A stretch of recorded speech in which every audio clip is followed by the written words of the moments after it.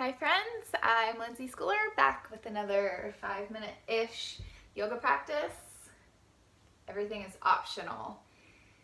All of our bodies, minds, lives are so very different. Yoga is an invitation to explore what you need, how you work, and that changes all the time. Everything is in flux, and the movement, these asana practice, the physical nature of it, the shapes, poses, or seats, that is what asana translates to. Asana is a Sanskrit term, and yoga asana is just one of the 8 limbs of yogic philosophy.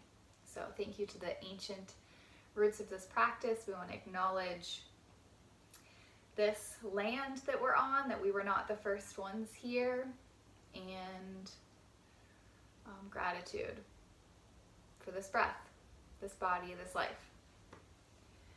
So let's stretch and move around our heart space in that sense.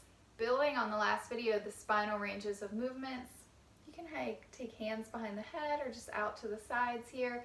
You want to open up as you breathe in, and then round to stretch the back as you breathe out. Now the arms can do anything, any shape here. Inhale, stretch the heart space. Exhale, stretch the back and sides of the heart space. So it's this 360-degree stretch, and trying to keep it more to this area rather than the low back or the neck. So you might even try front to back flexion and extension of just this thoracic spine.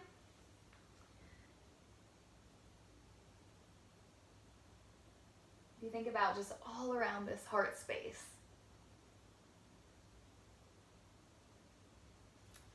Nice. Let's get a little into the sides of it. So if you're able to bring a hand behind the head, you could take a little side bend, not leaning too much into this arm, but inhale to open up, lifting the heart. Now, leading with the heart, not the head, really, or the elbow. Inhale, open, exhale, turn the heart towards the ground. And then again, inhale, open it up. Exhale. A couple more like this. No force, no strain, but it's okay to really breathe deeply and play with that edge of comfort, edge of mobility. Maybe you want to need to move or stretch in some other way there, and then we'll take it to the other side. No rush. You can kind of take a second between. Now, I've had a multitude of pretty serious injuries, specifically to my spine and specifically to my upper spine. So I've had quite a bit all over, and so these simple things feel incredibly challenging for me, to be honest. Remember to lead with the heart there. Inhale it towards the sky. Exhale towards the ground. Now, if you haven't had really many or any injuries or accidents, you might not have a lot of sensation or kind of feedback to your experience in that regard, and that's okay. It's just as beneficial to your body, energy, and mind.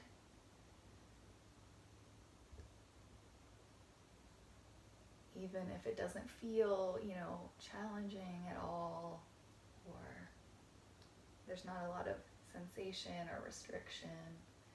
And I know that can be tough if that's the case. It can feel kind of boring, the practice, right?